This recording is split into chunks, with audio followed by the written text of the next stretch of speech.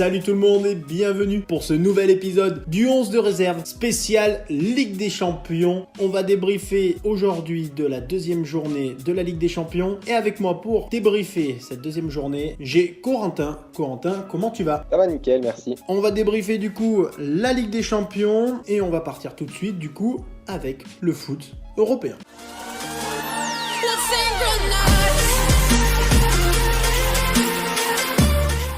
Le foot européen, Corentin, on va avoir des matchs de Ligue des Champions qui se sont déroulés mardi et mercredi à débriefer et on va commencer évidemment avec l'Olympique Lyonnais. Alors Lyon a quand même maîtrisé mais a plutôt manqué de précision. Lyon a été mené 2-0 d'abord par le Shakhtar, mais on peut noter quand même les 22 tirs tentés dans le match par les Lyonnais. Deuxième point positif, c'est quand même qu'ils ont su réagir alors qu'ils étaient menés 2-0 et avec le scénario fou qu'on a eu en fin de match, peut-être que les Lyonnais auraient pu même aller s'imposer 3-2. Malheureusement, voilà, ça a été plus compliqué, mais ils ont quand même sauvé un bon point ce soir pour leur qualification à la Ligue des Champions. Encore une fois, nos amis lyonnais, ils ont choisi leur match, mais là, c'était pas vraiment le match qu'ils ont choisi, c'est plutôt leur mi-temps. Ils ont fait une première mi-temps catastrophique, faut pas dire le contraire, même s'ils ont tiré beaucoup de fois, oui, ok, ils ont tiré beaucoup de fois au but, c'est bien, mais ils ont fait une première mi-temps catastrophique. Alors, par contre, la réaction après, elle est parfaite parce qu'ils arrivent à revenir à 2-2. C'était assez compliqué dans le match contre le Shakhtar qui a eu beaucoup d'occasions eux aussi.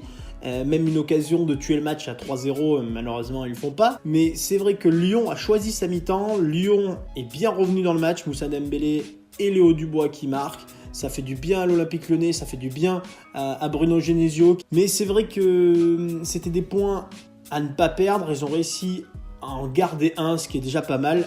J'avais très peur que ça se déroule mal pour l'Olympique Lyonnais. La première mi-temps m'a prouvé que voilà, j'avais pas totalement tort. Et heureusement, ils ont réussi à me faire mentir en deuxième mi-temps avec un super retour. Le seul point noir pour moi, c'est un match de Nabil Fekir. Il fait pas le match de sa vie et malheureusement, dans un match où on l'attend au tournant, malheureusement, il n'est pas présent. Le problème de Lyon, c'est qu'ils n'ont pas bonifié la victoire contre Manchester City. Au-delà de sauver un point, c'est surtout ils en perdent 2 à domicile. Bon, malgré tout, voilà, ils arrivent à garder un point d'avance, la tête du groupe. Après, je pense quand même que le contexte du match, il faut le rappeler, Lyon a joué à huis clos. Je pense que le public lyonnais aurait pu quand même changer la donne dans le match et peut-être pousser les Lyonnais à aller soit chercher la victoire ou à se réveiller peut-être un peu plus tôt avant d'encaisser pourquoi pas le deuxième but ukrainien. Voilà, je pense que le public aurait pu changer la donne, on le sait, dans ce genre de match, l'atmosphère elle est très importante et ça aurait pu vraiment avoir un rôle clé dans le résultat du match. On va continuer maintenant avec le Paris Saint-Germain. Le Paris Saint-Germain qui s'impose largement face à l'Étoile Rouge de Belgrade 6-1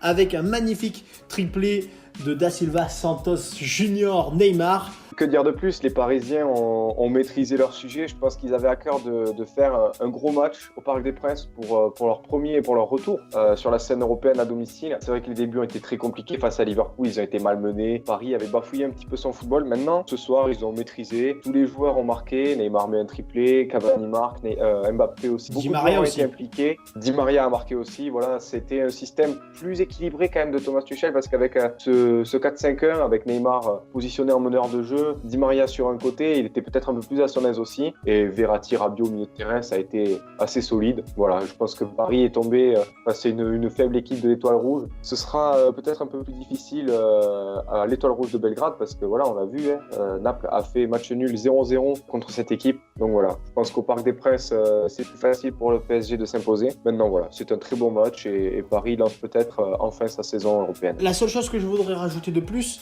c'est qu'on a vu Liverpool pendant ce temps se faire complètement malmener par le Napoli. C'est embêtant parce que du coup, on a vu que cette équipe de Liverpool, elle était bougeable.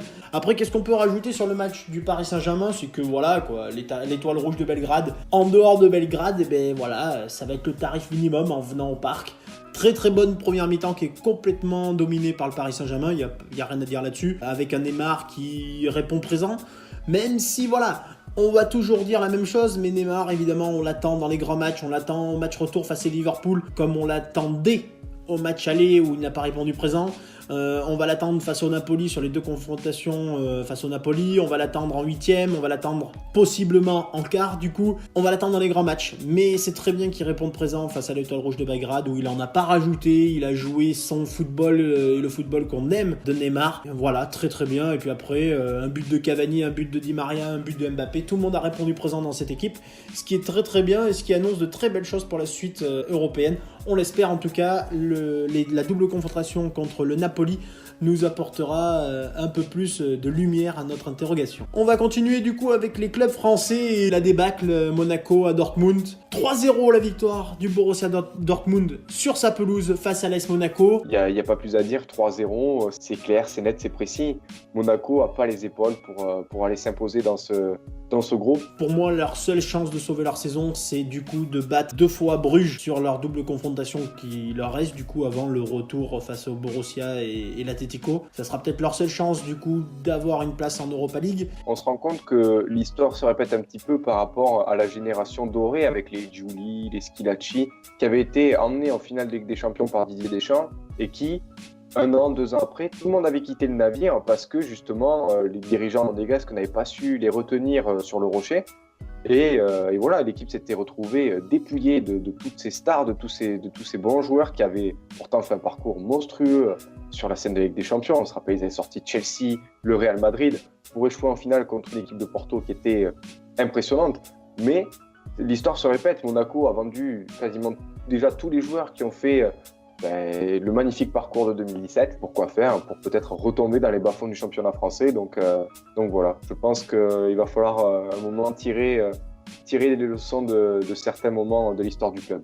Et si tu devais ne retenir que 2 équipes sur cette 2e journée de Ligue des Champions, tu garderais qui? Je garderai le PSG pour leur belle prestation. Et après, je dirais peut-être Dortmund parce que Dortmund a fait une prestation propre. En numéro 1, je garderai l'Inter qui a fait un très beau match sur la pelouse du PSV. Ils étaient menés, ils ont réussi à revenir dans le match grâce à Rajan N'Golan et Mauro Icardi qui marque un but icardesque. Très très bon retour de l'Inter en Ligue des Champions. Je suis très content de les voir à ce niveau-là.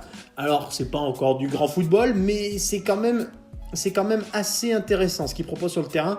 Et puis la 2e équipe que j'aimerais garder, c'est l'Ajax, qui je trouve a fait un très très très bon match sur la pelouse de Munich avec un Ziyech que je trouve tellement fort. Il est tellement fort. C'est vraiment mon avis, mais ça fait très longtemps que je le pense. Il est tellement fort et j'espère qu'un jour il signera dans un plus grand club. Il a fait un très très bon match, notamment, et en plus en face c'était David Alaba, c'était pas n'importe qui.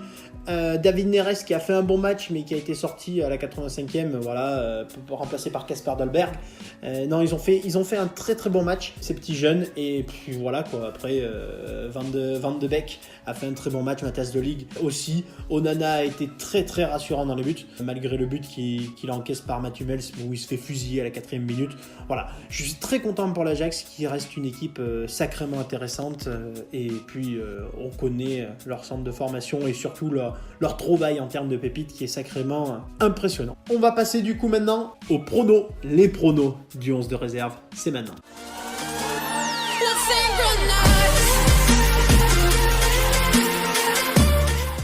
Les pronos, Corentin, je te propose 3 matchs comme d'habitude et on va commencer par Liverpool qui affronte Manchester City. Ça va être très très compliqué parce que City en championnat se débrouille plutôt bien. Maintenant on a vu que ces 2 équipes, que ce soit Liverpool ou City, ont eu une soirée très compliquée en Ligue des Champions. Donc je dirais plutôt quand même un match nul avec un score ouvert, un match très intéressant mais match nul quand même. Je dirais peut-être une victoire de Liverpool. Je m'explique. Je vois Liverpool revanchard face à sa défaite face au Napoli où ils se sont vraiment bougés.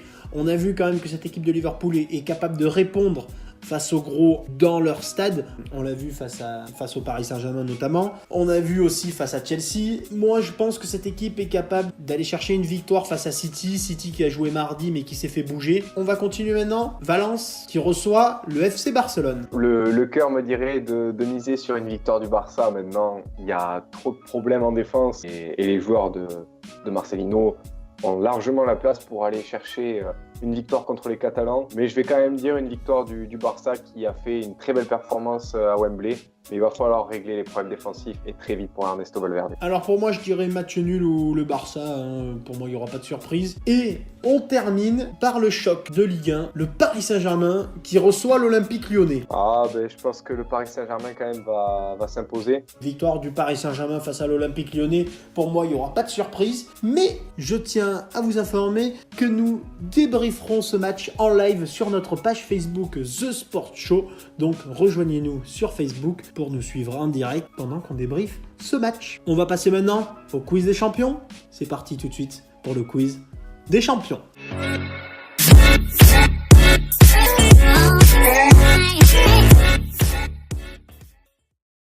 Le quiz des champions, comme vous le savez depuis ce début de vidéo, nous sommes que deux et donc nous allons faire comme la dernière fois quand j'ai affronté Sébastien. Je ne suis plus arbitre et donc nous allons nous poser 3 questions.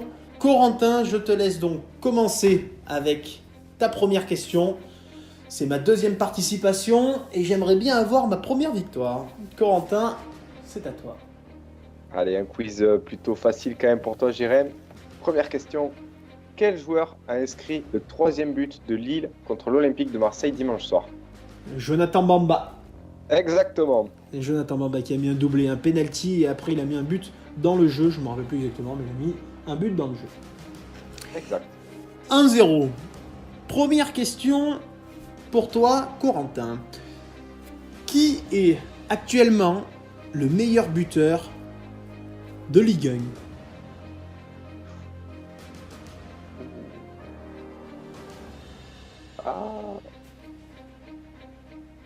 J'ai pas d'idée. Moi. J'aurais dit Nicolas Pepe. Raté. C'est Neymar qui est le leader du championnat, enfin du classement des buteurs en Ligue 1. Raté. 1-0 pour moi. Deuxième question pour toi, Corentin. Allez, deuxième question. Par quel score s'est soldé le match entre l'AEK Athènes et le Benfica Lisbonne hier soir en Ligue des Champions? 3-2 pour le Benfica. Exact. Allez, Ouais, deuxième point 3-2. pour toi, Jérém. 3-2 pour le Benfica qui menait 2-0. Ils se sont fait remonter à 2 partout. Et puis la victoire dans les derniers instants pour Benfica qui était réduit à 10, si je ne m'abuse. C'est tout à fait ça. Deuxième question. Corentin, attention, cette question peut me donner la victoire. Car nous n'avons que 3 questions aujourd'hui. Quel joueur a donné la victoire pour Manchester City contre Hoffenheim? David Silva. Bien joué, ça fait 2-1. Elle était cadeau celle-là. Elle était cadeau. Elle était cadeau. Elle était cadeau. La troisième question. Est-ce que je peux faire un sans faute et aller chercher ma première victoire en 2 participations? C'est une question plus culture foot sur cette question.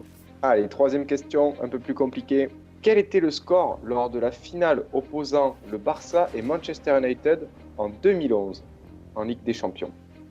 En 2011. Waouh, alors là, on n'est pas sur de l'actu foot, on est sur de la culture comme tu l'as dit. J'ai peur de dire une bêtise. Mais je crois que c'est le match où Wayne Rooney marque. Et David Villa met un but magnifique. Un but de David Villa. Je crois, mais je ne suis point sûr, je crois que c'est un 2-1. Et non, c'est 3-1. 3-1. Ouais, j'en ai oublié un. Corentin peut donc peut-être aller chercher le point du match nul. Es-tu prêt pour la troisième et dernière question? Combien de buts a inscrit le Real Madrid lors de ces 3 derniers matchs? Hier 0. Je dirais aucun. Ils en ont mis aucun. Bravo, le point du match nul. Bien joué. Ils ont mis 0 but contre le CSKA Moscou, 0 contre l'Atlético Madrid lors du match nul à l'Atlético.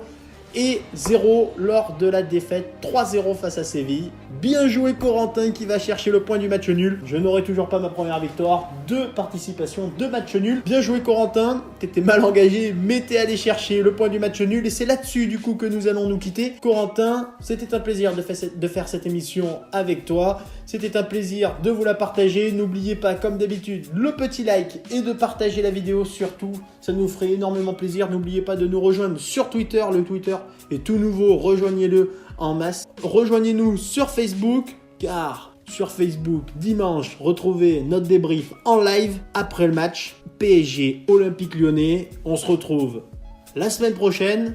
Corentin, le dernier mot est pour toi. D'ici là, bon foot ce week-end. Et bon foot ce week-end. À bientôt. Ciao.